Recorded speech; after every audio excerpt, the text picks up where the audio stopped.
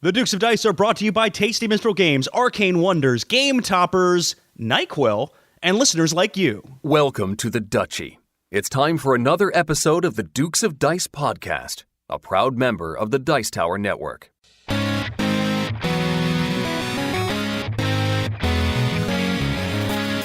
Coming to you from the Duchy in the Duke City, Albuquerque, New Mexico, and the Gateway City, St. Louis, Missouri, it's The Dukes of Dice, a podcast about board card and occasionally role-playing games. Today, the Dukes recap Alex's first trip out to Essen, catch up on weeks' worth of plays, and answer your convention questions. They'll also take a look back at their review of Dragon Island in their Dukes Double Take. And now, The Dukes of Dice.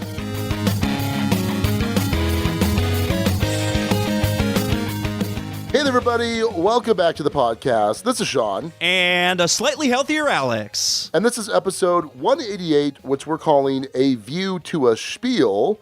Thanks to Nick Hayes for naming that. Alex, why don't you tell everyone why that makes perfect sense and all about guild stuff and naming and all those things. You handle that. I mean, I'd love to, but Sean, yeah. Do we want to address the voice elephant in the room? We will, but I'm just trying to do an orderly transition. Oh, I see. Okay.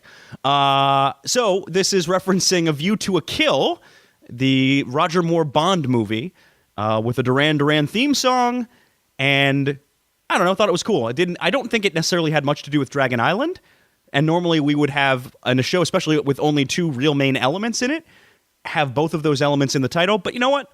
That one was pretty cool, and we liked it, and we agreed, and it's so rare we agree, Sean.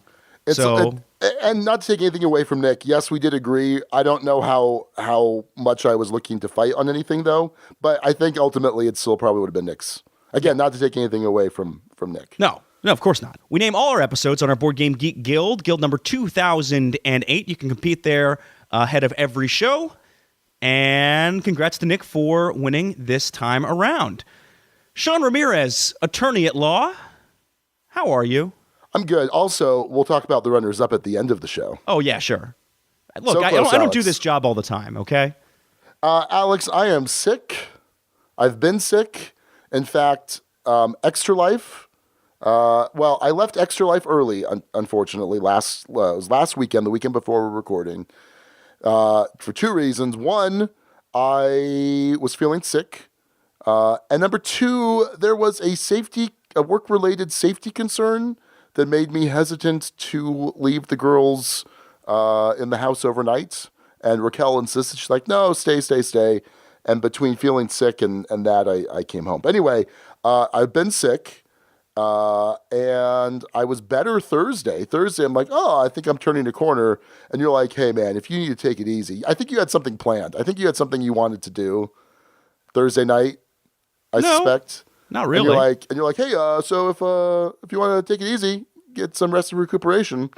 And then Friday, I became markedly worse and have kind of maintained. We're now recording Sunday because we were supposed to record Saturday, and then there was this whole HVAC thing that we had to deal with. Remember, Alex, like 9 months ago, we had to evacuate the house because of a CO leak? I do. I recall this. Okay. So we were trying to get that fixed yesterday, and it was supposed to be a quick fix, and then it turned into this whole other thing. The guy left around 12:30. Oh, boy. Yeah. So he got there at 8:30. It was supposed to be like, I'm going to meet him, and I'm going to run down and record. But anyway. So I'm still sick. So because I'm sick and my voice sounds like poo. I don't know how poo sounds. Well, I kind of know how poo sounds. This is going to be an Alex-heavy episode. It was going to be an Alex heavy episode anyway. Yeah, but I'd have little pithy comments to make and things to make fun of you about. You're going to have pithy comments. It's going to come up. We'll see. So I'm going to do my best to edit out nasal snorts. Snorts? Yeah. And coughs, and then water bottle crinkling. Yep. So apologize in advance if they don't all quite make it out. Oh, well. Good luck. Good luck, Sean. And good Alex, luck, listeners. How you doing? How you doing? I'm better now that I'm in the midst of a weekend.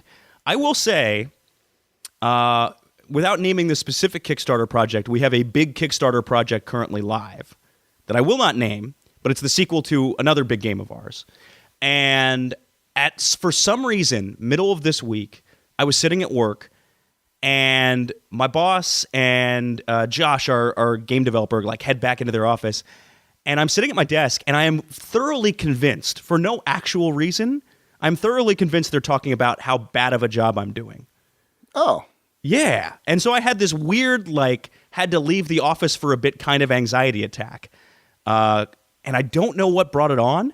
The previous night, I'd had this weird dream where I was taking over for the lead singer of a band and started singing and did terribly and got booed off stage.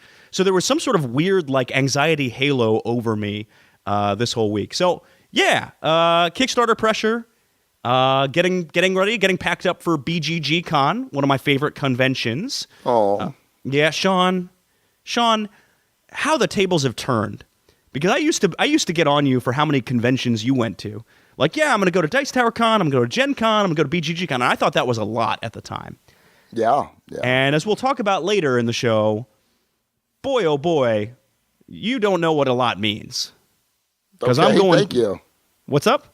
I don't know. You're assaulting my knowledge. Not only is it not good enough, I'm not going to these cons. I was like, you're stupid. You don't even know things. I didn't say you were stupid. Well, I would never say you're stupid, Sean. To my face. Yeah, and I may have said you're stupid on this podcast before. Someone would have to go back in the archives to find out, though. I think. But I'm doing better. Other than my USC Trojans needing to fire their head football coach. But that's not board game related. So hey, let's talk about board games, Sean. What have you been playing? Actually, Alex, quite a bit. We had Extra Life, and sadly, I did not complete my 24 hours, so I will have to make up that time when I'm a little bit healthier. And had a handful of donations from friends and guild members and listeners, and so I do appreciate that, and I will make up that time. I swear I'm good for it. Do you think I'll be able to make up that time, Alex? Yes. Yeah. Well, I don't know. You're a busy man, Sean. I'm a busy little bee, Alex. I just buzz from here to there. So Extra Life was interesting. The first game that I played, Alex, was a fourth game of Paths of Glory, one of my new faves, and pretty solid contender for top 10 next year when we look at that again. But yeah, this is a World War I game. Not going to talk about because I've talked about it a couple times on the show, but that game took almost the entirety of my Extra Life experience. Wow. Yeah, it took a while. Rory was a bit AP-ish this game. It was pretty interesting. And then before that, because Rory was late. So not only did it take a long time, and did he take a long time, but he was late for the game. Before that, I got to play some Star Realms with Chris. And then after that, I played Railways of the World, which is my first time playing that game. And those 3 games, Alex, were my entire Extra Life thus far. Wow. Yeah. That's kind of crazy, huh? Railways of the World, Alex. Are you familiar with this game at all? I've heard of it. I don't know much about it other than it's probably a rail game. Yeah, so they just did a Kickstarter a year ago, I think, to do a bunch of the different maps, because it's a rail game where it's pick up and deliver, which historically has not been a game mechanic that I'm crazy about. But they did a bunch of different maps, and this game has been around for a while. It's designed by Martin Wallace, who you have mixed feelings of, don't you, Alex? Yeah, I think that's fair to say. He's a very nice man. I've met him in person a couple times. He's a very nice guy. But yeah, his games have not always grabbed me. Martin Wallace and also Glenn Drover, who did like Age of Discovery and a bunch of other stuff. And it is very similar to, and I can't remember if it's Steam or Age of Steam, because I've played one, I have not played both, although I think they're all kind of similar. Basically, you are building up these rail networks to deliver a type of good to a different type of good that's seeking that different type of good. And it's represented by different colored cubes. So I might have a yellow city that wants yellow cubes, so I need to get this yellow cube from this other city all the way across the map over to it to score some money, or rather score stock points or stock value, I guess. And so I will spend a certain amount of money to build tracks, and it might cost more to go through a mountain or over a river or whatever. And for each city I'm delivering through, I'm going to go up one bump on the stock chart. And at the end of every round, that's how much money I get. Less the amount of bonds I've issued, because basically you start the game with 0 money and you have to borrow all of your money to get started. Oh. So for every $5,000 that you borrow, you owe $1,000 every single turn, and there's no way to pay that off. Wow. So you want to jump up real quick. Otherwise, if I have $6,000 in bonds to pay every turn and my income is only $4,000, well, guess what? I got to take another bond to pay off what I owe.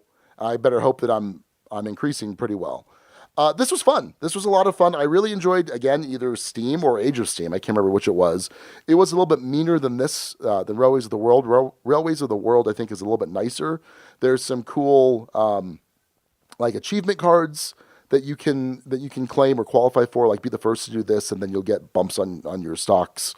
And there's also event cards, which kind of spice things up. I thought it was a nicer version of those games that I mentioned, and it was fun. I enjoyed it. Have you?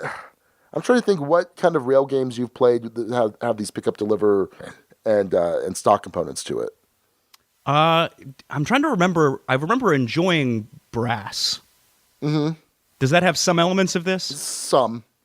It's Okay. a Martin Wallace game. They all have some element. element of Yeah. And what was it? Via Nebula had some pick up and deliver elements to it. Yes, it But sure I don't know did. if I'd call that a rail game so much. Via Nebula was a game. Yes. No, probably not in the sense you're talking about. Not quite. Not all of those Okay. things put together in one. Fair enough. Yeah, it's worth you taking a look at, I think, because it's the nicer version of that style of game. I think you'd be likely to enjoy it more. Yeah. So that is Railways of the World. Excellent. Well, Sean, I picked up several things out at Essen, and we'll talk more about Essen broadly during kind of the main topic of the show here. But I picked up 2 games that I figured would be harder to get over here. One of which I had heard about from Matthew, from Grumpy Man Matthew, a game called Mr. Cabagehead's Garden Game. Sean, I'm trying to recall, have you played this one? I haven't played it. I own it. This game was like all the rage a couple years back on Twitter. Like listeners, Derek Davis and Travis Hill from Low Player Count were like raving about this game.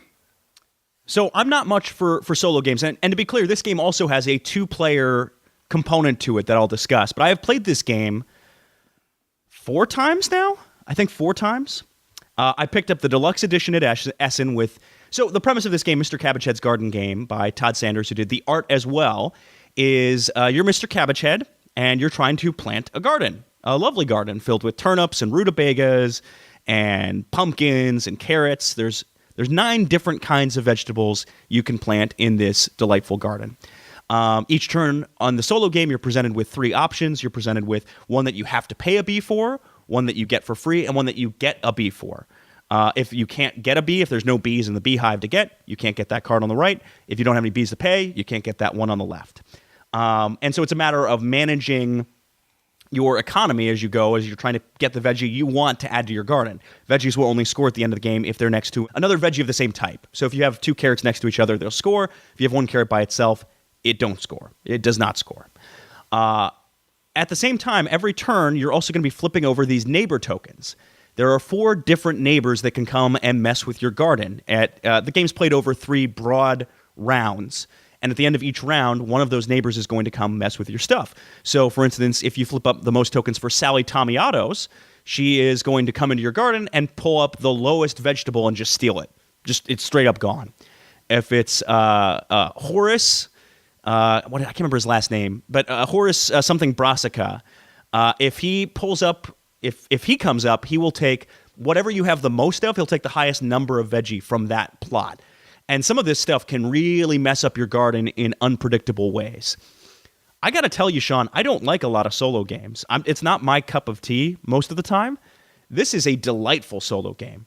From the art, the components, the look, the play of it, a ton of fun. I really like this as a solo game a lot. And it holds up as a 2-player game as well.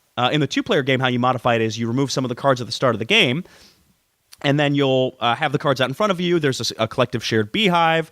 the neighbors will mess with both of your plots. But how it works is you'll flip up 3 cards for yourself. You'll pick one to plant.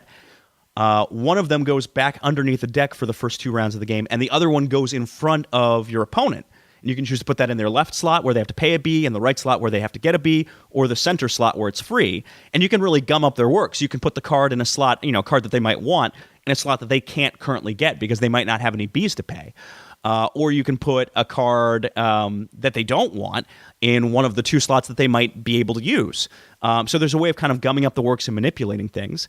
At the end of the game, you're going to score for veggies that are next to each other multiplied by how rare they are, and you're also going to score for certain types of formations. So there's something called the promenade, where you have 2 in the bottom 2 corners and then 1 in the top middle.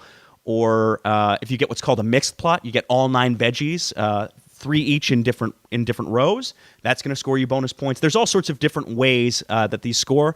There's mixes of neighbors. There's 2 expansions that came in the box. So there's a ton of replayability and variability to the game.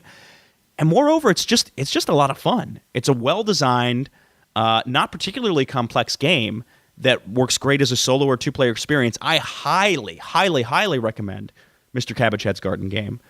Sean, does this sound of interest to you? Well, I own it.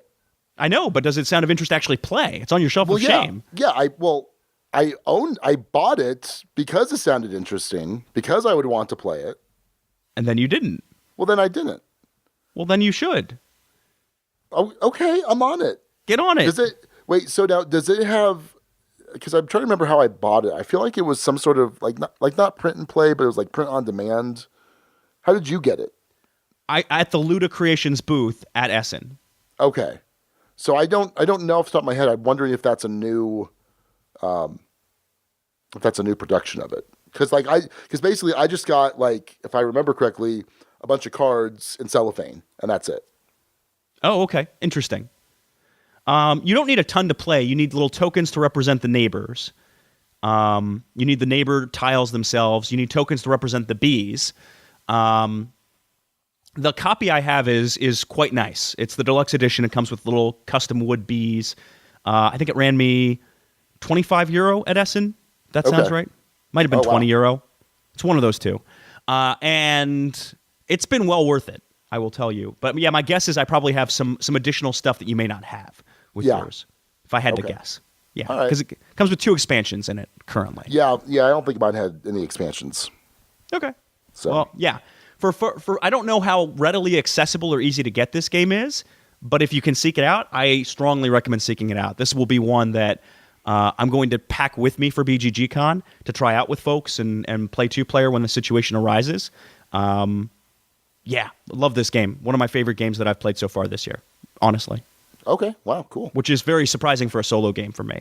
Yeah. So, yeah. And I was delighted by the art, too. It's. So, last game I'll talk about was kind of a big surprise for me. Everdell from Starling Games. I didn't know a whole lot about this game going into it. I don't remember seeing it. I think, was it on Kickstarter, do you know? I think so. Or at least the expansions were. Okay. So this game, when I sat down, because this was something they were going to be demoing at Empire on Dukes of Dice Wednesday night, and Rory was convincing me, hey, come on, get in this game. It's going to be really cool. And I'm like, I don't know. It had, really cutesy animal art. And I mean, it looks good. It looks really good. I'm just like, I kind of feeling something a little more meatier, a little more Sean-like. And he convinced me to play it. And when you sit down, the table presence is incredible. You have this board out in the middle that has all these different worker placement action spots for the different cards that you're going to be drawing and putting into your tableau.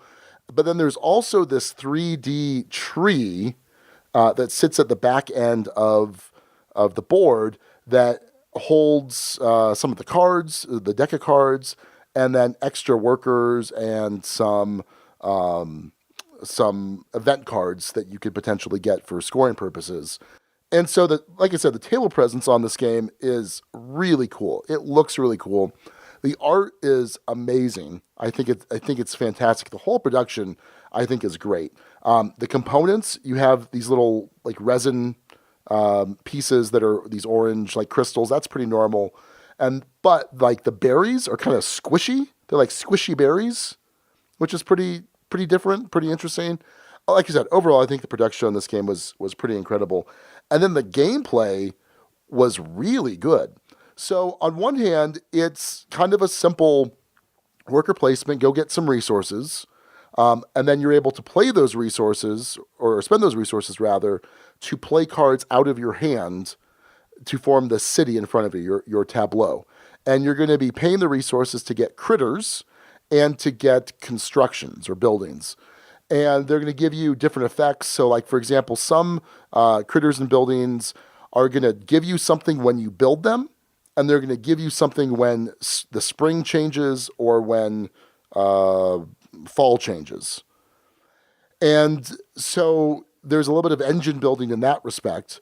There's also some cards that might give you discounts on buildings or discounts on critters or some sort of an ability that occurs when you build certain things. There are things like dungeons where you can like send one of your critters you've already played to the dungeon to make the next building you construct 3 resources less. So there's some really cool combos going on, and there's some endgame scoring constructions that you can build. So you could definitely be strategizing to go a particular route. There was a lot going on here, and I was really surprised. This is, I'm hesitant to call it like a midweight Euro because it's got that card play and that tableau building, which I don't necessarily associate with midweight Euros. But I really liked it. I was really surprised by how much I liked it. Because it just, at first, it really didn't seem like something I was going to be crazy for. And as the rules were getting explained to me, I'm like, yeah, okay, this seems like it's probably going to be fine. But man, when you have that combo, the combo building, the tableau building type thing, reminded me of games like, did you ever play Valeria Card Kingdoms, Alex? No, I never did. Okay. It had a similar feel to that, but with a worker placement vibe to it. So I thought it was fantastic, and I think it's something that you will like. I think it's going to be an interesting Sean and Alex crossover. So hopefully you get a chance to play to BGG, and hopefully you enjoy it. I will certainly seek it out. My guess is I won't have a hard time finding it because I know this thing has been fairly popular. It showed up at least once at Jamie Stegmeier's game night, and it wouldn't surprise me to see it out on the table. Sean, were you playing with? And I'm sorry, you might have said this. Were you playing with the expansions at all? We were not. No. Just okay. The base game. Just the base game. And for reference, I did a little bit of research while Sean was talking about the game. The base game was funded on Kickstarter in January, and then the expansions, they may not even be out yet and available, but were funded on Kickstarter in September. So both pretty wildly successful campaigns. Interesting. Yeah. Well, that is Everdell from Starling Games. Yeah. Very cool. Well, Sean, I got a chance to bring back another big-ticket item from Essen, another one that was pretty well in demand and pretty high up on the hotness entering this show. This is the newest from one of my favorite designers, Alexander Pfister, from Edgar Spiel, a game called Blackout Hong Kong. Sean, have you seen much about this? I know we were talking about this a bit ago, that the look of this game wasn't something that really appealed to you much. Oh, yeah. No, I'm pretty familiar with the game. I haven't played it, but I'm really looking forward to it. So Blackout Hong Kong is a game where, hey, the lights have suddenly gone out in Hong Kong, and you need to, using a crew of volunteers and accomplishing a series of objectives, help restore power. The player who can do that the best is going to be the winner of the game. I will tell you, Sean, the theme in this one, to me, has been discussed in a couple of other reviews, fairly weak. It's not a tremendous tie of theme, but you're not necessarily here for the theme with this game anyway. You're here for the mechanics. And I will tell you, at least off of one play, I think this one definitely delivers. It feels most similar of the games I've played of Alexander Pfister's to Great Western Trail, though I've also heard some comparisons to Mombasa. And Sean, you might be better able to discuss on that when you get a chance to play this, because I have not played Mombasa, so I don't know how those two necessarily stack up. How this generally is going to work is you have a bunch of cards in hand. It's a hand management type of game, and you are going to get to plan at the start of the game 3 of those cards that you'll get to activate in any order. Which card slot those cards go into does matter, because there are some goals or objectives that will check and say, hey, do you have 2 purple cards, a yellow card, and a red card here? Great, you've accomplished this objective. So you'll play those cards down. Then you will gather resources from them based on how dice roll. So resources are rolled each turn. So my red card might get me food one turn, and it might get me water on a different turn. I can spend things like transport tokens to mitigate what the dice come up with. So if the dice roll is not so favorable to me, I can spend a transport token to make that food turn into, say, medicine. Or I can take the water and turn it into books. Those resources you're going to be using to generally complete objectives, to finish off cards and reveal them. Those cards will get added to your hand, so that might be like a super beefy firefighter who gets you 3 red resources each turn. Or it might be a goal like, hey, I've helped restore power to the school. Great, every turn you now just get a free book. Just every turn, book for you. Congrats. You can do other things like scout out undiscovered, unsecured territories. So when you do so, you are going to automatically injure one of your crew members. One of my favorite mechanics in games, for instance, Above and Below, I always like saying, I send my crew down there and I'll just break this guy's legs to make sure I get the extra die roll I need. You're effectively doing that. You're going to be searching in different areas, looking for possibly resources or victory points or money to spend. And then you're going to, as you accomplish some of these goals, lock down territories. As you secure territories, you are going to get victory points depending on how many of your tokens are around when that area gets completely uncovered and discovered. So there's some element of sort of area control. Your ties are friendly, right? Not ties are friendly. You're allowed to occupy the same space as someone else. But only one person is going to get necessarily the most points for that space. So you're trying to race to beat someone to that. As you unlock houses and secure territories, you're going to get access to better actions. At the end of each turn, there are these kind of checkmark actions where you can, say, convert a water into victory points, or there's a variety of them over the course of the game. At the end of your turn, you're going to check if you have 4 or fewer cards in hand. You get to refresh one of the card stacks that you've been playing cards to. And that's effectively the game. There's other upgrades you can get to let you play in 4 card slots or refresh sooner, but it's a very clever hand management game, and I tend to like hand management games a lot. And Sean, I have a feeling, I know you've been a little bit more down on the midweight Euros of late. I think you're going to really like this. Do you think it's midweight? Like I think of like Mombasa and Great Western Trail as being a little bit mid heavy. Yeah. I would put it in that category. Yeah. Okay. Yeah. Yeah. No, I'm a fan of Mr. Pfister's as well. So I've pretty much enjoyed everything he's put out. He is an insta-buy designer for me. And if I see one of his games, it is I must play, I must get, if at all possible. So off of one play at least, it's living up to the Pfister name so far. Cool. So that's my assessment of Blackout Hong Kong. And that's what we've been playing. Let's head on over to the news desk.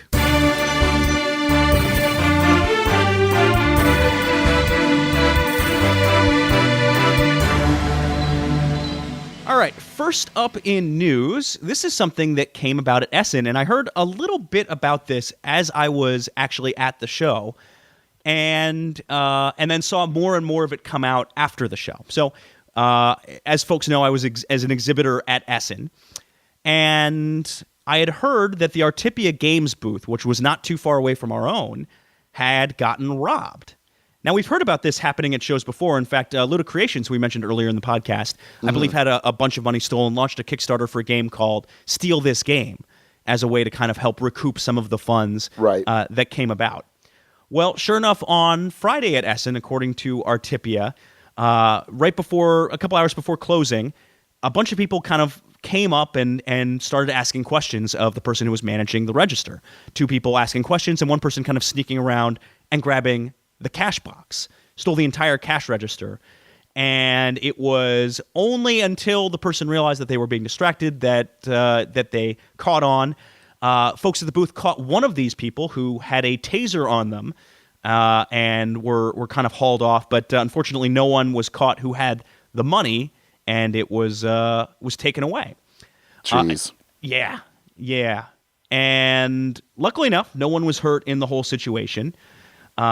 Artipia, in response to this, has launched a Kickstarter campaign to try and help recoup some of what was lost. They had a big release there. I believe A Thief's Fortune was the name of the release, and had the proceeds from that and some of their other games stolen. Sean, I've played one of their games. I don't know if you played Pursuit of Happiness, Fields of Green, Kitchen Rush, any of those? I've played Pursuit of Happiness. We've played what's the drafting game? Among the Stars. Oh yeah, Among the Stars. Yep. Cool. So what they're doing with the Kickstarter campaign is they are attempting to raise funds through selling promos for all of these games. Very thematic promos. It's actually pretty clever. The Kickstarter has one, for instance, for Pursuit of Happiness. It's a card for Run Fair Booth, and you have Cashier as the lowest level on that card, then Explainer, then Meetings Guy, and then the very top level is Thief Catcher. And you have other ones for other games. There's an action card for one of their games called Prevent Robbery. There's another one called Stolen Property with police cards around it. So they're kind of playing off of this whole thing. It's pretty clever. That campaign has raised close to $20,000 at the time of this recording. It has about 4 days left. So if you look up a fair, a robbery, and a promo pack, you'll see that. But what really caught my attention with this one, Sean, wasn't just Artipia. They included quotes from several other companies, including Japanime Games.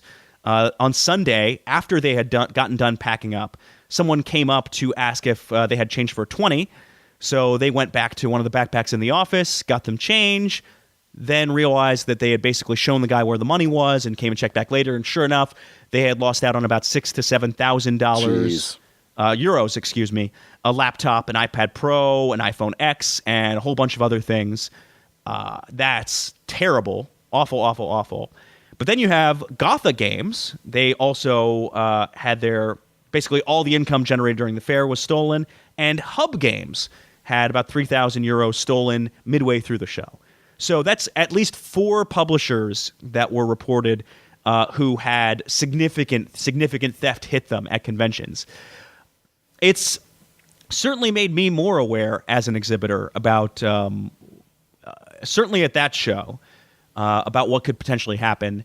We do our best to be pretty cautious about how we manage cash with our booths, but you never know if something like this can happen. And these, in a lot of cases, Sean, as we both know, are small companies. Right. A loss of an entire fair's worth of revenue, especially something like Spiel, which is huge, is potentially very devastating to a lot of these companies. So sad that this happens. It's not something you hear about a ton, especially at some of the smaller shows. We do our best as exhibitors to look out for each other. You know, if I have to leave at one of those smaller booths to go hit the restroom or something, other exhibitors are fine just kind of keeping an eye on the booth. There's a lot of collegiality between us, despite the fact that in some ways we're competitors technically. But yeah, you hear about stuff like this, and it makes you a little more cautious, and I think that's a sad thing. Yeah, absolutely. That's too bad. I'm glad that they're being able to recoup on Kickstarter. Yeah, to some degree. A promo campaign is certainly going to be a good way to do that. So give that one a look if you want to support a company that got hit pretty hard. Artipia has done good stuff. I haven't played Kitchen Rush yet. I've really wanted to. I've heard it's a very interesting real-time game. And I played sort of an equivalent real-time kitchen game on my Switch. And it seems like it would be fun to have in board game form as well. So all the best to the folks at Artipia. Congrats on the successful Kickstarter, and sorry it happened to you in the first place. No other news we really had to throw out there, but there was another Kickstarter that caught at least my eye, a game called Awkward Guests. Sean, have you heard about this game? I have not, Alex. I have not. This is one that Tom Vassell talked about maybe a year or two ago, and he termed it his favorite deduction game ever. A pretty big deal. It's a game that already has the seal of excellence, but didn't really have a U.S. publication. It's done by a company called Megacorpin Games. It has a unique game setup, and it's really hard for me to describe this because I'm not sure I fully understand it myself. But effectively, there is a solution to the case of who killed Mr. Walton. The case is determined by a setup of cards at the start of the game, and the solutions there are so many different combinations and puzzles and levels to different solutions, difficulty levels. It uses deduction in the sense of, hey, this person's cleared and this person was with this other person, so they're all alibi solid. I've seen someone discuss this as what Clue should have been. So I don't know. I'm kind of a mixed bag on deduction. I like some social deduction games. Pure deduction, I've had less luck with, but this thing certainly looked pretty intriguing. It's an interesting one, Sean. You're trying to figure out murder, motive, crime weapon, and solve again these increasing levels of difficulty. It seems like there's a lot of replayability. Tom mentioned in his review having played it a bunch of times. So this is one I definitely had my eye on, especially because this is for the English printing of this for the first time, to my knowledge. It has raised more than $120K on Kickstarter so far. I feel like saying funding goals at a certain point has become out of style. We used to say that all the time, like, wow, this thing really got funded or whatever else. And then I saw the Claustrophobia 1643 campaign. Sean, did you see that? Are you familiar with that one? Oh, yeah. Did you see their funding goal on that campaign? I did not, no. $78. Oh, I think they did okay. They did just fine on that, and it's something like 2 billion% funded. I don't know. The number was pretty ridiculous when you look at it. In any case, off topic, Awkward Guests is currently funded. The campaign ends December 7th, so plenty of time to get in on this one. If you love deduction games, this one has apparently fit the bill for players who really like that kind of stuff. So, yeah, give that one a look. That's Awkward Guests on Kickstarter right now. Sean, are you going to back this?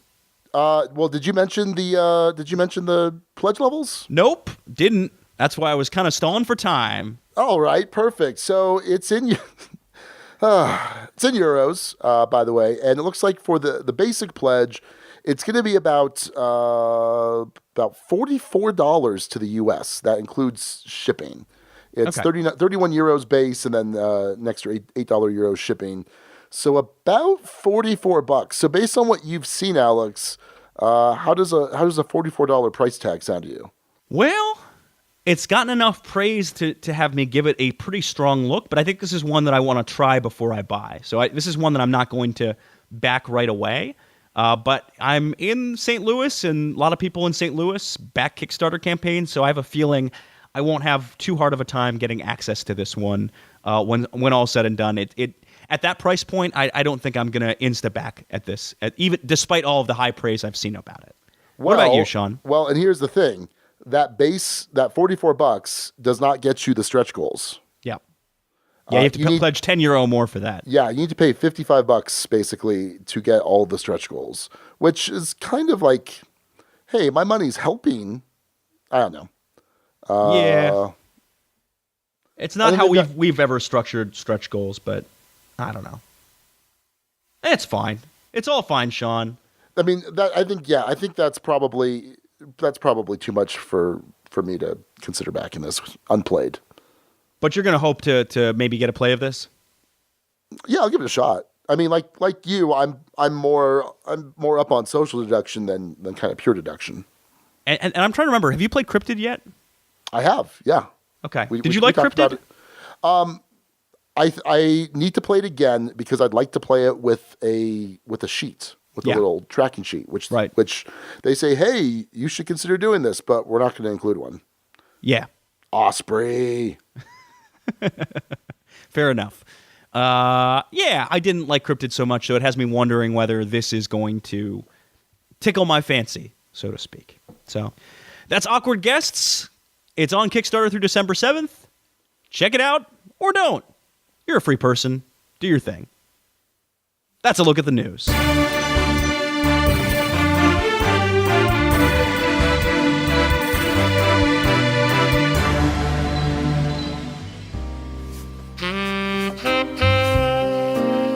So, Alex, I've decided that you can be the new boss, as long as you take care of all of us. You can take care of all of us? I mean, I gotta get my beak wet. But yeah, sure, I'll take care of you. You can get your beak wet, since you're a critter of some sort anyway. I'm a pelican. I'm a beautiful pelican. But, Alex, just make sure, boss, that we all get our beaks wet. Everyone knows Boss Pelican takes care of his own. Because if you don't, Boss Pelican Alex, we may replace you with someone a little bit more amenable to all of our individual interests. No one replaces Pelican Boss Alex. If you like this little teleplay, perhaps you should check out Good Critters from Arcane Wonders. Good Critters is a game for 4 to 8 criminal critters pulling off heists and fighting over the loot. Whoever's chosen as boss can distribute the loot however they like, but it's the crew that has the final say. If the crew doesn't like the split, they might just tell the boss to take a hike and put some other critter in charge. In the end, the critter collects the most valuable stash of loot is the winner. So Alex, this will be available for purchase in November of 2018. That's good, critters, and if you want to find out more about Arcane Wonders' other titles, including the Dice Tower Sean, Essentials line, you can go to Arcane for many Wonders. years, A great debate has been held about a great river. Is it Tigris or is it Tigris? Sean, which one is it? It's Tigris. There's no debate. You just can't pronounce things. No, it might be. It might be something Nope. else. Well, Sean, no matter what you call that magnificent river, Tigris or Tigris, there's a game that celebrates it. It's Trade on the Tigris from Tasty Minstrel Games, designed by Jeff Engelstein and Ryan Sturm. This game encourages you to be the best trader in a civilization in the cradle of civilization. Will you be a dictator, or will you be more democratic in how you approach things? Will you try and scam other people through trades, or will you pull off the perfect set by cooperating with your neighbors? Who knows? You'll find out if you pick up Trade on the Tigris. Go check out Trade on the Tigris and all of TMG's other awesome titles at playtmg.com.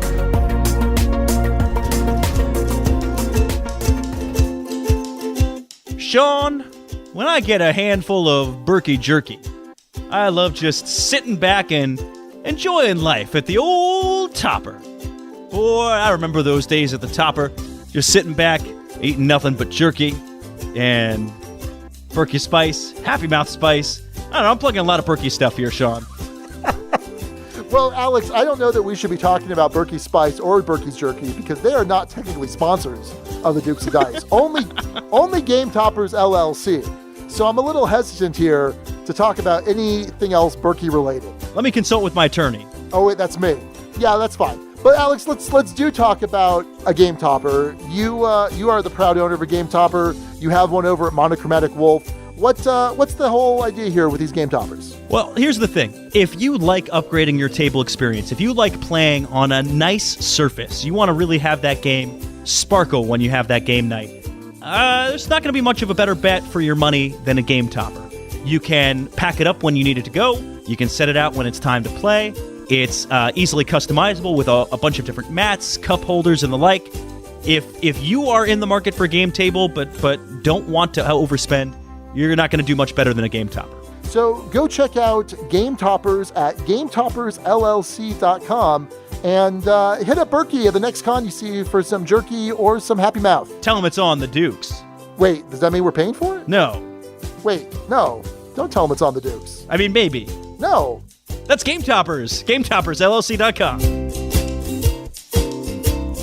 So this week, in lieu of a review, we are talking about conventions, broadly speaking, and Sean thought that some folks might be interested to hear about my first experience at Essen. So, sure, I can kind of talk a little bit about that. Wait Sean? a second. Wait, hold on. Are we talking about conventions broadly speaking, or are we talking about your trip to Essen? Because those are two very different things. It's going to be both. It's going to be my trip to Essen. Okay. Followed by convention questions, because we had several on the guild who were had some questions about conventions that I'm happy to answer. Okay. Yeah, Sean. All right. Yeah. So why don't you start off? You have any questions about Essen? This is where. Yeah. So well, why don't you tell? I mean, many of our listeners are probably in the know, but for those that may not, why don't you tell everyone what is Essen? What is the Spiel at Esch? The Spiel at Esch. Wow. All right. I'm not editing any of this out. It's all going to stay in. Yep. There was what was it? It was Catan. I couldn't say Catan. Yeah, it was pretty rough. That made its way into a special end credits the other week. Oh, I didn't know that's where you put that. I thought you left that where it was. No, I took it out, but I put it in the end credits. Oh, been a long while. We used to do end credits all the time. Yeah. Man. But then Marvel just ruined it and did them way better than we ever could. It's true. Well, maybe if we get Stan Lee on the horn for a cameo, that might help. By the way, Sean is really Loki. Ha ha. That wouldn't surprise me. I think That'd I'm be more awesome. of a Loki than you, though. Sure, bro. Anyway, the Spiel at Essen. There you go. That's how you say it. Yeah. So Essen is a city in Germany. And what's interesting is we hear, oh yeah, I'm going out to Essen, or I'm going out to the. People refer to it as if it's the name of a convention, but people won't necessarily refer to, say, Gen Con as Indianapolis. I don't know why that is, but oh well. So Essen is a town in Germany, I believe Western Germany, near Dusseldorf. It's about half hour, 45 minutes-ish from Dusseldorf to Essen itself. Essen is, at least when I was there for the entire week, a fairly gloomy town. It was very cloudy, a little bit rainy, kind of cold. There was not a lot of sunlight to be had, which is all just fine because, hey, all the action's to be found at the fairgrounds, the massive, ginormous fairgrounds that they have out at Essen.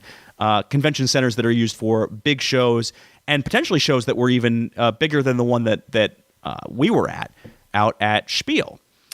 So, much like Gen Con, this is a huge industry show. This is one where folks will have big releases, especially, obviously, the European companies, some of the companies that don't necessarily make it out into the U.S. I believe I've heard somewhere that the convention hall space is about 50% larger than what's at Gen Con. And Sean, as you're aware, the convention space at Gen Con is huge. Yeah. It's one massive hall. The big difference between Essen and Gen Con is Gen Con is one massive hall for at least the exhibition space, but Essen itself is 6 gaming halls. 6 and change. I think there's some that are like Hall 1A or whatever else, but broadly speaking, 6 halls. Hall 1 is sort of the big main one. And then there are other ones with other entrances. There's no rhyme or reason to what's in each hall. Some of the halls are sort of considered more prominent than others. Some of the real heavy hitters, the big companies, would have ginormous space in halls 1 and 3. And I will tell you, over the course of the convention, Sean, I did not make it to every single hall. I didn't. Sure. I just didn't have the time to get to all of those places, and I didn't have a ton of time to necessarily even explore. It is a huge show and pretty overwhelming in its scope and scale. It's a gaming paradise during the course of the day, right? There's plenty of demos going on at the booths. There's so many different booths out there. I will say, in terms of if you're comparing a Gen Con to an Essen, at Gen Con you have this kind of big swarm of gamers, and then on Sundays you sort of have families. At Essen, at Spiel, you have families pretty much throughout. And in addition to that, you also have folks who will have copious notes that they have ready to go ahead of the show of what they want to check out, what they want to buy, what they want to look at, where they are in the hall. So Hall 2, B106, for instance, is where we were located. They might have that written down with a game they were interested in and come by, and they'd walk by, check it out, cross it off, or pick it up, or whatever else the case is. But there was a lot more of an organization to things as folks were kind of go out and exploring the halls. It's something that you don't see as much at American shows. They're a very efficient people, Alex. Okay. Well, that's a stereotype, Sean. Well, and I don't want to deal in stereotypes. Fair enough. All right. Of the things I saw at Essen, the thing that delighted me most was the Clask booth. Sean, have you played Clask? I have. In fact, we got a review copy from them not so long ago. What? I've talked about it on the show. Oh, no, not Clask. Bonk. Yeah, that's the other one from them. Same company. But no, we haven't gotten Clask. But yeah, yes, I've played Clask. Clask is fun. Bonk I played at there briefly. That's the kind of Crossfire-esque one, yes. Right? Yeah. Yes. Yeah. Clask itself I had not played. Clask is fun. Yeah. It's kind of like a magnetic air hockey with some other little twists and turns in there. There's a little hole on the table. There's a ball that you're kind of smacking around using a magnetic pole thing underneath, and you're moving your piece around. If your piece ends up in the hole, you lose the point. If the ball ends up in your hole, you lose the point. Or if you get 2 of these little like magnetic stickers stuck to your piece, you also lose the point. So there's several different ways to lose in this one. And I found all of them, Sean. I was just god-awful terrible at this game. So very bad. But what was interesting in terms of how they did their booth was they had a Clask confession booth. So what they did was they had this big wooden booth, and they had a game of Clask set up in the middle of it. They had kind of the confessional-style curtains on each side, but you couldn't see who you were playing against. So you walk in one side, and then kind of a mystery opponent or whoever else is supposed to walk in on the other. And you're supposed to tell them all of your darkest, deepest secrets while enjoying a game of Clask. Again, you can't see who you're playing. You can just see sort of the game itself set up in between. Really clever, interesting idea. But that wasn't the only thing that was cool about their booth. After hall hours ended at 7 o'clock, they switched their place into a party central for other exhibitors or whoever else happened to be in the hall, where they just started running karaoke on one of their TVs. So you had late night karaoke. They had free Clask-inspired beers. I think it was something called like a magnetic IPA, something like that. And then they had the games all still set out and to play with, so you could enjoy that, and ended up playing with some folks from work afterwards and had a heck of a good time. A heck of a good time that was spoiled when I inevitably knocked a beer over, broke it on the ground, and caused a giant mess in their booth after hours, which I felt very, very bad about. Pulling an Alex. Yep. Beyond that, I didn't get a ton of time to demo stuff. That being said, there usually is plenty of demo space. Even more, I would say, than say somewhere like Gen Con. Okay. But the big difference between Spiel, Essen, and Gen Con is the exhibit hall is just one small piece of the equation, right? You have the play library out on the field, and you have a true dungeon going on, and you have RPGs being run, and Starship Bridge simulators, and open gaming rooms. This fair in Germany, it's just the fair. When the time runs out on the day at that fair, bye-bye, see you later, it all just kind of shuts down.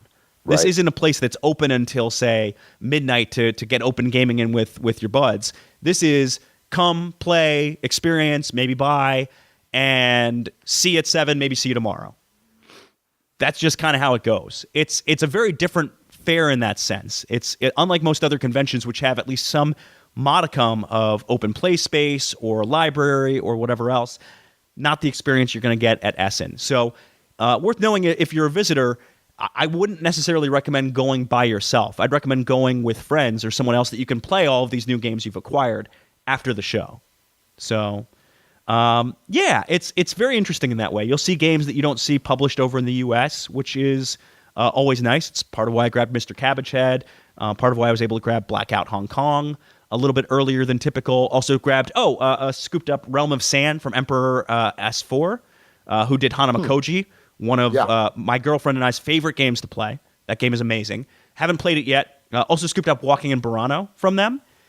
Those games will be available in the U.S. eventually. I can't remember the name of the company that they used to publish over here, but in any case, so that's a sense of Essen, at least, Sean. Any questions for you that came out of that as someone who has yet to make the plunge to go? So, when you said you couldn't quite do everything, couldn't quite see all the exhibitor hall, was that more of a function of you having, a job to do while you were there? Yes, 100%. I had a booth to manage. I had a booth to run. And so from about 10, call it 9:30 to 7, I was pretty well locked in. I had some time occasionally to kind of dip out and go hit the restroom, and then I get food brought to me. But for the most part, no, I'm there, and I'm making sales and doing demos and all that other fun stuff.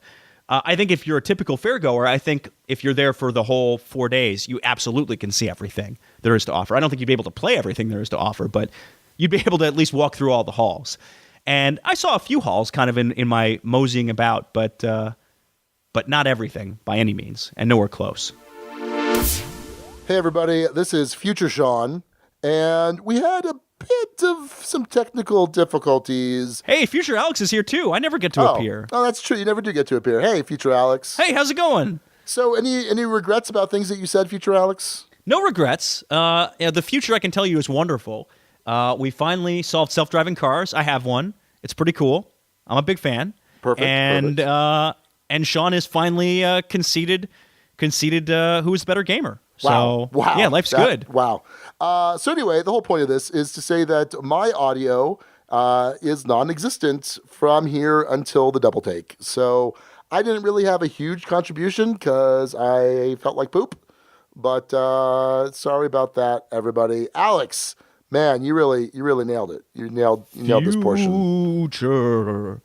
Let me tell you your fortunes, Sean Ramirez. Okay. You will start to sound like a dragon at the end of this episode.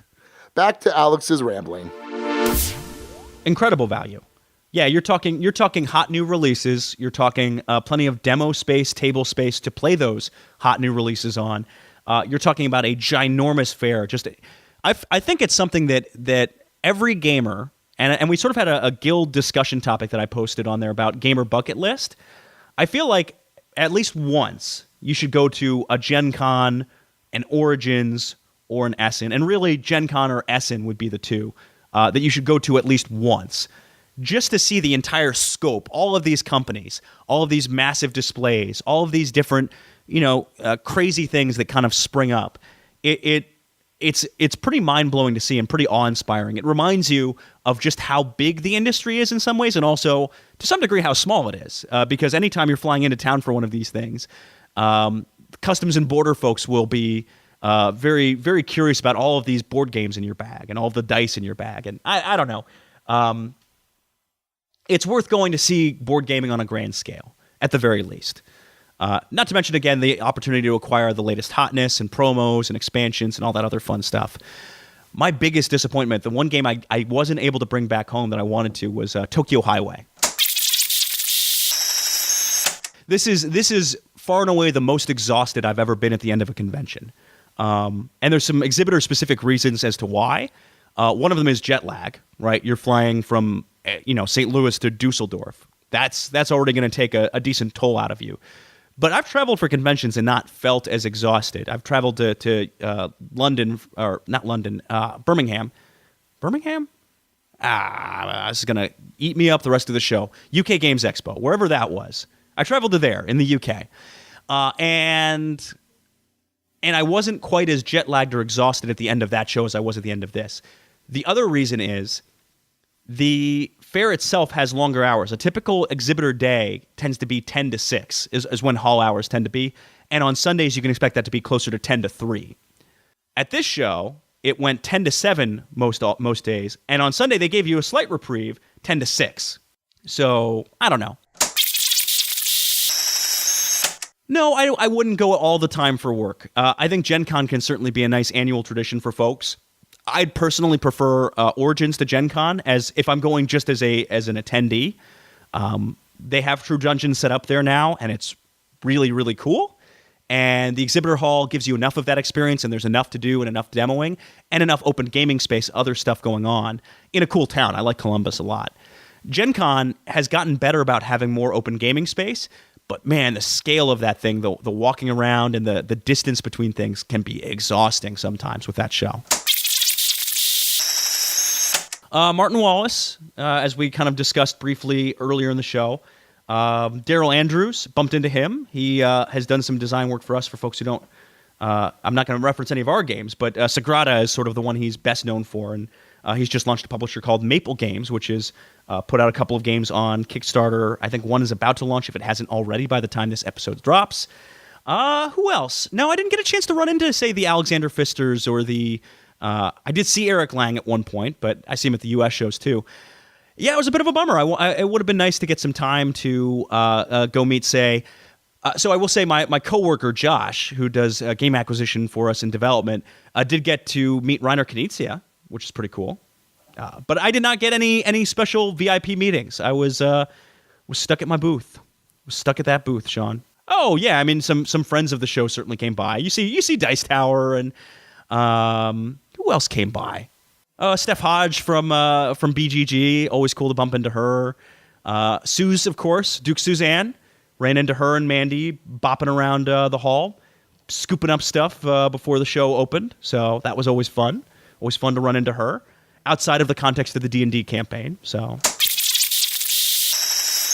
oh, there was one other game I tried from Essen afterwards.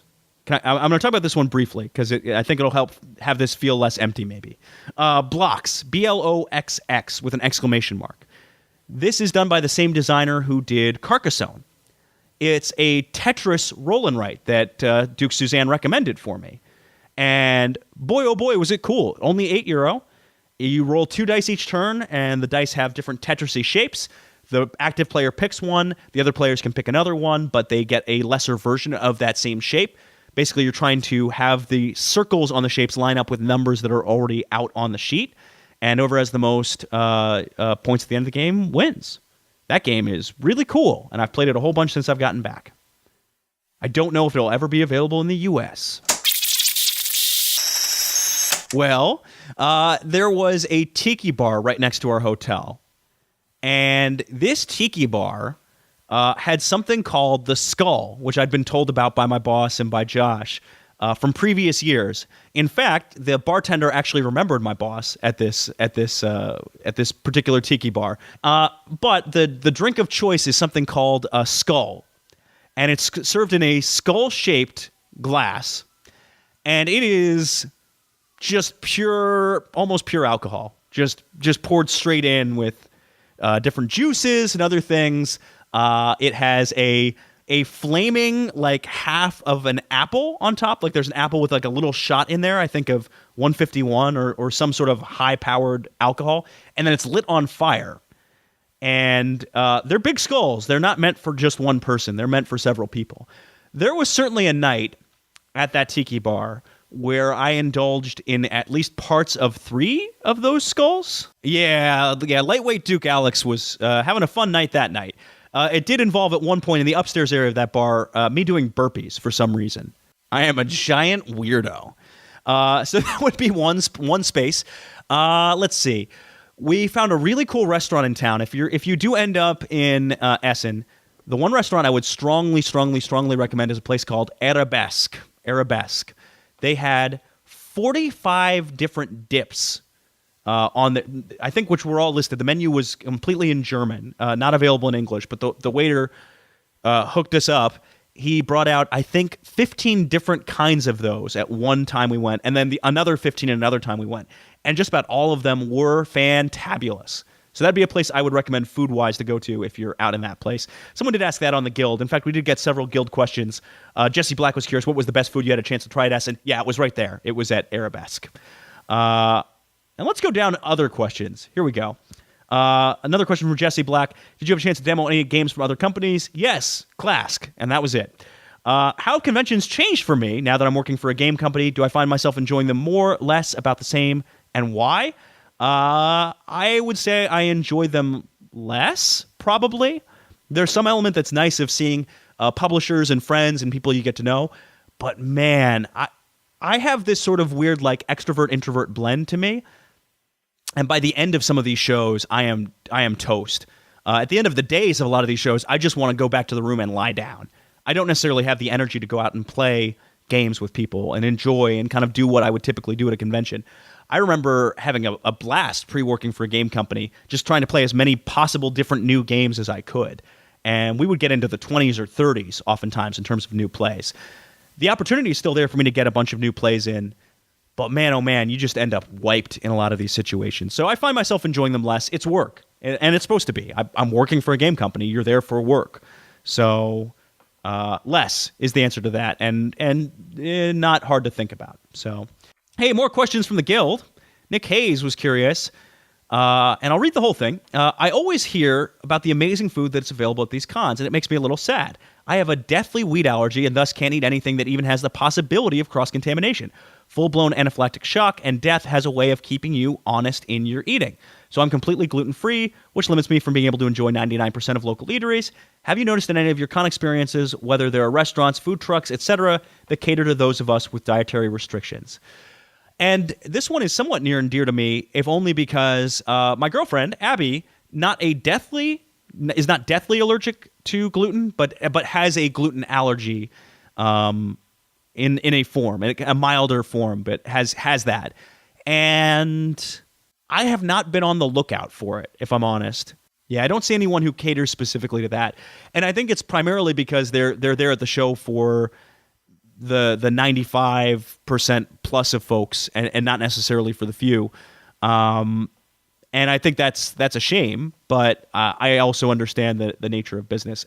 To my knowledge, Nick, I don't know if that's the case. It's not something I've recalled seeing. And in fact, the vast majority of food I ate was definitely very gluten-full. I had plenty of pretzels while I was over there, and some schnitzel, of course. And any case, yeah, it wouldn't surprise me if you could find one out at Essen who catered specifically to dietary restrictions, but I don't know if I'd hold my breath for something like that, unfortunately. D. Shannon was curious, how do I handle vocal fatigue? And he said by day 2 of Gen Con, his voice was hoarse. I will tell you, my voice gets absolutely the same way. I get completely hoarse. You do a lot of talking, and it's hard to always recognize exactly how loud the ambient noise is in a place like this. So you're talking louder than you think, and I already speak pretty loudly to begin with.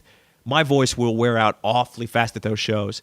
I'm doing better about bringing cough drops with me and having tea accessible, but really it's just a matter of being conscious of exactly how loud you're being and maybe toning it down a bit, but I don't know. Some of those halls are pretty loud. It's hard to do. So, yeah.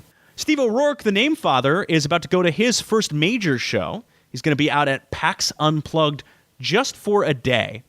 Sean, if you had to be out at PAX Unplugged for just a day, and not even necessarily a full day, what would you prioritize? Sean says you should focus on gameplay. I would say for your first convention, I would prioritize just going around the game hall, going around the vendor hall, and just kind of soaking it in.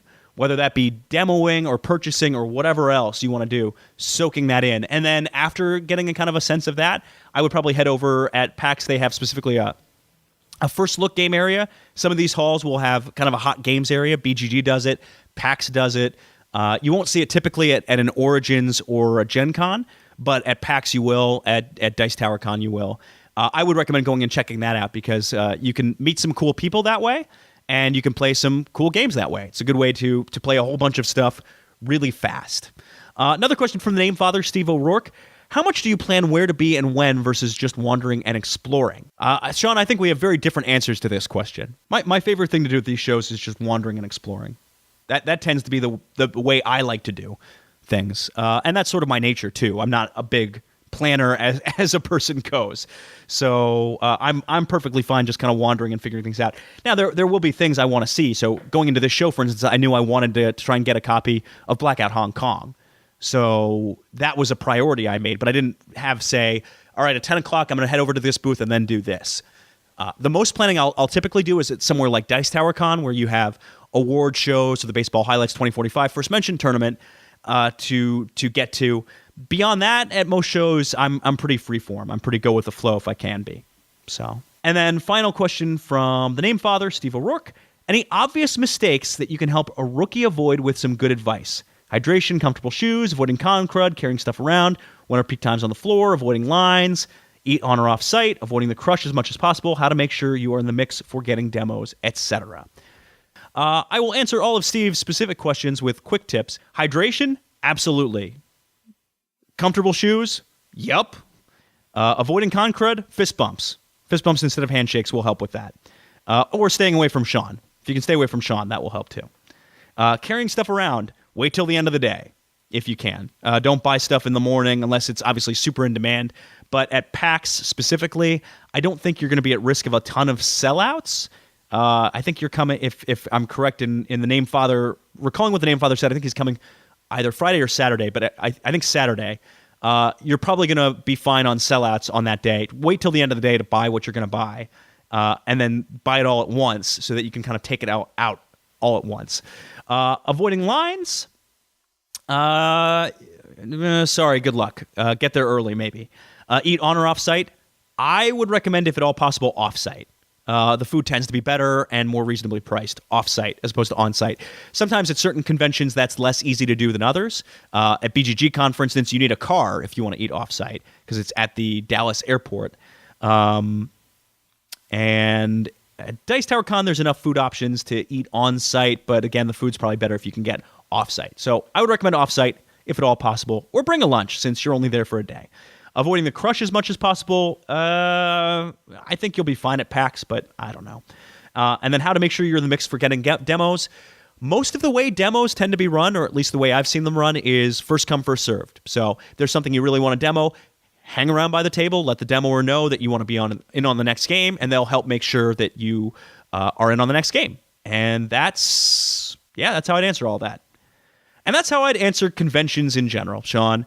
So that's a look at Essen and other conventions. As mentioned before, again, I think it's kind of a nice bucket list thing to go to either Essen or Gen Con at some point in your gaming life. Though if I were to power rank conventions, I would not put those at the top of my list in terms of ones I like to go to and have the most fun at. Yeah, and I think I made a lot of fantastic contributions to that discussion, Alex. And I think that, if people couldn't hear what I just said, I feel like they're lesser for it, you know? Yeah. I love how when you're sick, you like making it even harder on yourself. I think that's really brave of you, Sean. Sure is. You are listening to the Dukes of Dice, proud members of the Dice Tower Network. For other great shows in the network, check out dicetowernetwork.com. Back to Alex and Sean for this week's Dukes Double Take. Anyway, moving on from that kind of broader discussion, let's get into our double take. So we're looking back at episode 161, where we had one of the more awkward reviews I've ever had. This was Tough, the Magic Dragon, a very fitting name as it would come to be known. Dragon Island, put out by R&R Games, designed by one of my favorite people, Mike Fitzgerald, designer of Baseball Highlights 2045, not first mention, as well as... Diamonds, Mystery Rummy. Diamonds, Mystery Rummy, yep. Took me a second, but it was coming. You're like, does he design other games? I didn't realize that. Also, the upcoming Football Highlights 2052. So there's that. Sean, at the time, you gave this thing a tentative 4. You said the graphic design held things back. Yep. For Takanoko 5 Tribes lovers, you thought it was perfect, but you were questioning whether this would still be on your radar a year later. Mm-hmm. For me, I gave this a queasy, uncomfortable, awkward, sitting, squirming in your seat 2. I saw the merit of the game, and I love Mike Fitzgerald, and I didn't see the fun. I didn't have any fun with Dragon Island in any way, shape, or form, I think is the exact term I used, which, again, made me cringe listening back to it. Sean, have you had a chance to play Dragon Island since? Nope. It has not come up. Like I considered, it would not be on my radar, or I thought it might not be on my radar, and in fact, it was not. I think, like I said, I think some of the graphic design problems do hold it back. And yeah, so I think accordingly, I'm going to drop it. That tentative 4 it's going to be a 3. I'm not going to give it a 2 by any stretch. I think I enjoyed it more than you did. But it's definitely a 3. Game is okay, not exciting. Will play in the right situation. So yeah, Alex, I'm assuming you're going to keep it a 2. Oh, yeah. And for context, it's we do use a 6-point scale at the Dukes of Dice. First time this has come up in the entire episode. And 1 is bad, very bad. 6 is all-time contender for the top 10. 2, effectively, under kind of the context of the Dukes of Dice scale, is I can see some merit in this, but I don't want to play it again. And unfortunately, that's where I'm still at with Dragon Island this amount of time later. Love Mike, excited about Football Highlights 2052, which I have played since. But Dragon Island just really missed the mark for me. And yeah. All right. There you go. We have one comment on the guild on this one. This came from Dr. Gumbo, BJ from Board Game Gumbo, who said, I was pretty disappointed with Dragon Island in my first couple plays. Unfortunately, since the Dukes reviewed this one, I played it again. Nope. Pas bon. I still love the cover of the box, but for the gameplay, I reluctantly must unleash the 2. Yeah, BJ doling out the harshness too. So... that's Dragon Island. And a very quick double take on that one. Goes from a 4 to a 3 for Sean and stays right there at an uncomfortable, but I still love you, Mike, 2 for me.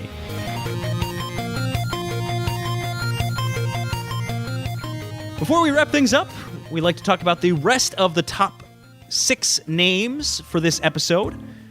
Jimmy DM90 came with Assassins, kind of referencing assessing games at Essen and assessing Essen as a whole. There's a suggestion I had out of that. Assassin's Creed might have been pretty good. But yeah, nice job, Jimmy. And then John Hay suggested Dragon Stuff Home. Dragon as in, I'm a dragon. Kind of sound like a dragon sometimes. Do you? Is that what you do for dragon. Chewie? You should try that for Chewie. See how she likes We got our games. We have. Well, anyway. that. You got your games. Yeah. All So right. dragon, as in dragon, which I already explained because I used a great impression of a dragon. I'm sure Game of Thrones will be calling Yes. me up for season 9 to fill in, and you're bringing stuff out for medicine, Alex. I'm really sick. I did do that. Jason Brown came with Draken, which is the German word for dragon, so referencing Essen, and of course Dragon Island. That was a pretty solid name. Dug that one. And BJ from Board Game Gumbo suggested "Stop Dragging My Heart Around." Is that Fleetwood Mac? No. Who is that? Stevie Nicks? Oh, I don't know. You are asking the wrong person. Oh yeah, Stevie Nicks and Tom Petty. Okay. Well, there you go. There we go. And finally, Scott Briance with "What's the Worst That Can Dragon?" So playing off of what's the worst that can happen, but worst is spelled with a U. Instead of can, it's con, and instead of happen, it's dragon. As in, Sean, what's that like? Oh, I'm a dragon. At the end of that last one sounded kind of like a Dracula dragon. Oh, dragon. I don't know. This has to be a recurring character. Him in the Shoggoth. Did Yeah. you have any worst? I did have worst. I had some currywurst. Whatever. It's fine. Wow. All right. It's fine. Anyway, hey, that'll do it. Sean, you need to go, I'd say rest, but you're just going to go edit this right away. Yeah, unfortunately. Have fun. All right, well, that'll do it for episode 188 of View to a Spiel. Thanks again to Nick Hayes for that awesome episode title. Until next time, this is Sean. And also Alex. And, see you guys later. I'm the dragon.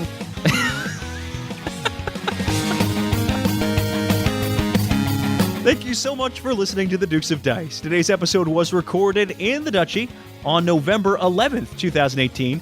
Our theme music provided by Carbohydro M from his Prime Legacy album. The Dukes of Dice are a proud member of the Dice Tower Network. For other great board gaming podcasts, check out dicetowernetwork.com. And for all the latest in the Duchy, go to dukesofdice.com. Find us on Twitter at Dukes of Dice. Join in conversations on our Board Game Geek Guild. Find us on Facebook and subscribe to our YouTube channel. Thanks to our sponsors, Tasty Minstrel Games, Arcane Wonders, and Game Toppers. You can find all of Tasty Minstrel's fine games at playtmg.com. Learn more about Arcane Wonders titles at arcanewonders.com. And check out Game Toppers at gametoppersllc.com. We'll see you back here in 2 weeks. Until then, game on.